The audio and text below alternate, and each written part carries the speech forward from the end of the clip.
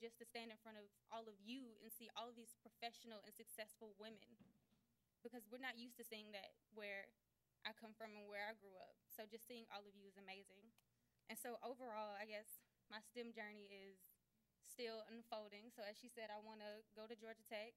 I want to major in biomedical engineering, go on to get a public health degree, and then go into epidemiology, and hopefully give back to my community as they have.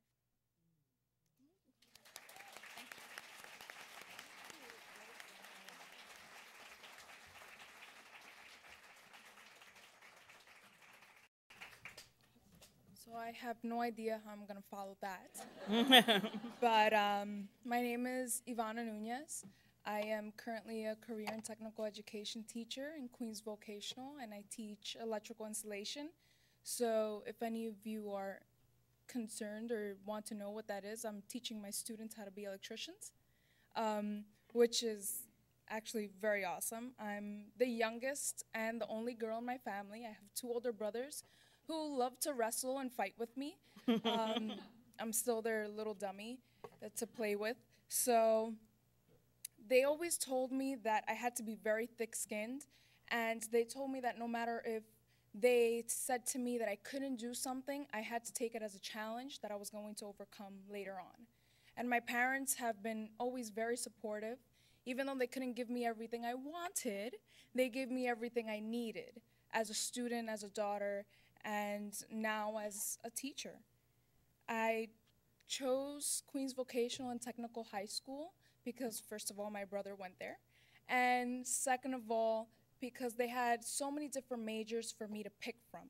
And the ones that I was most interested in was the skilled building trades, which was plumbing and electrical. And I told my mother, plumbing is the one for me, and my mom said no. She says, pick electrical because it's less dirty and you can do that job. I was like, okay. So I picked electrical, and what I've noticed after thinking about my mom is that a lot of girls are turn to their parents for their decisions, and more often do parents influence us to make one decision rather than the other. And I found that kind of funny. When I started in electrical installation, I was one out of two girls in my class, and it was a little scary because all the boys in my class were discouraging me and telling me that I couldn't do the job because I was a female, and that motivated me even more to continue and fight on and be better than them, which obviously I have accomplished. But yeah.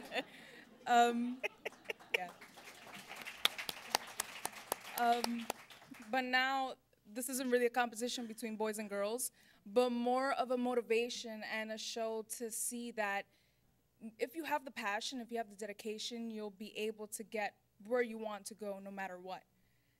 In my sophomore year, I got very involved in my school. I went to a conference, and this is where I met Legal Momentum and Francoise, who's going to be speaking soon.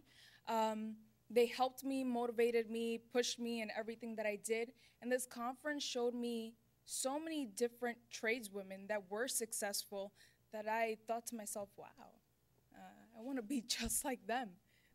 First of all, they make a lot of money. And second of all, they're so successful and strong women that I was like, wow, like I want to be that person to be a role model for other people and for other young women. And as I continued with this inspiration during my senior year, I was involved in many councils and with the borough, with the chancellor, and the panel for educational policy. And I was able to express the improvements that I thought needed to be done in order to have a better education for us as girls and also as students of New York City. This also put me in the path of 3 opportunities where I was able to either choose to work in the electrical union in Local 3, to choose to work for the MTA, or to become an SVA, which is a teacher apprentice. And as you see as my decision, I became a teacher, which is an amazing career. And the reason I chose this career was because of my own shop teachers, which is Mr. Cintron, Mr. Maloney, Mr. Bowen, Mendez, and especially Vega and Abreu. They've helped me, pushed me, and if it wasn't for them, I wouldn't be who I am today. Their dedication pushed me and made me become who I am, and I'm very grateful for that and for them. They showed you that there is no limit to who you are, but the only person that sets the limit is yourself. And that's something that I carry very close to my heart, and I tell my students every moment.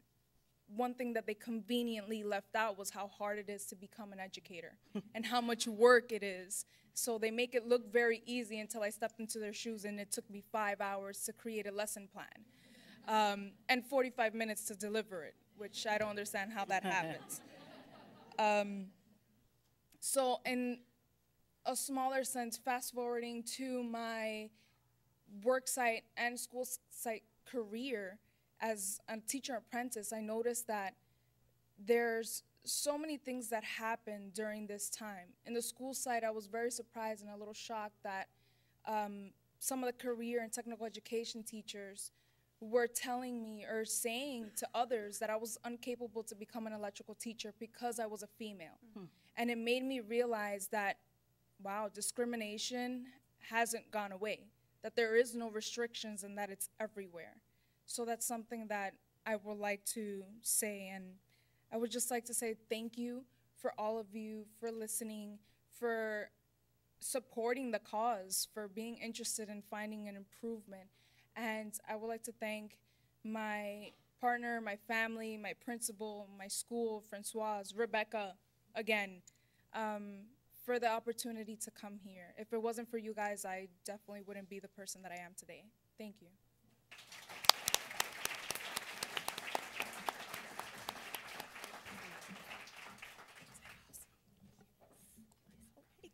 Thank you both for that. As we have our other panelists take the stage, I'd like to ask just a couple of questions that I heard while you two were speaking.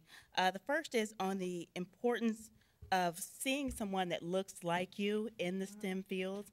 Can you talk a little bit about that experience and why that in particular is important to going into those fields yourselves? So as I stated, before coming into my internship, I got to see women who looked just like me present to me the work that they were doing and their lives while doing it. So it was my mentor, Christy Porter, and then Ivana Parker and Katera Wilder. And Ivana showed us this whole slide of how the year before she got married, and then a year later she was doing the same work that I do and my mentors do in South Africa. And so just seeing that you can still have a life, because they like to tell us girls, like, if you do so much and you're so involved in your career, you can't get married, you can't have a family. And so seeing that she could do all of that and do the work was amazing, and it really helped me. All right. Thank you. Yvonne? I really didn't have any, like, role model more than the tradeswomen that I saw in the conference, but I think that's why my decision became becoming a CTE teacher, so that my students, my female students, can see, oh wow, I have a female teacher that does electrical work, so I can do it too. And now parents can't really say, I don't really want my young daughter doing this, but now that a female teacher's doing it, they have a little bit of a more, okay, she can do it, then definitely my daughter can do it too. Right. Thank you. Thank you. Very important words. All right. So with that, we'll go on to part two. And we do have a discussion phase at the end of the segment. So we'll be opening that up to the audience just in case you're afraid you won't hear from the panelists. You'll hear plenty more.